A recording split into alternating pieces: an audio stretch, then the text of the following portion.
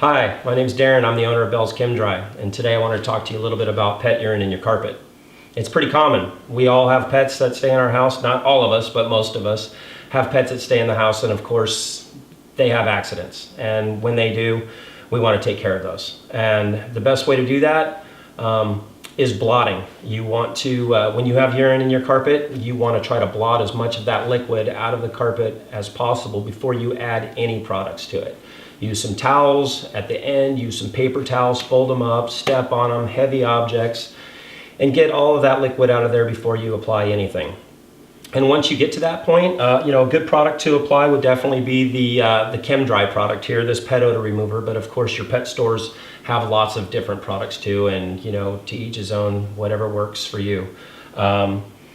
Sometimes though, the amount of pet stains gets a little overwhelming because there's so many of them. And when that happens, you got to turn to the big guns, and you need to use an enzyme treatment that has to be applied pretty heavily. We need that product to soak into the fibers, through the carpet, and into the pad to really do a great job of completely neutralizing that odor. And that product's called P.U.R.T, and your local Chem Dry franchise will have that product.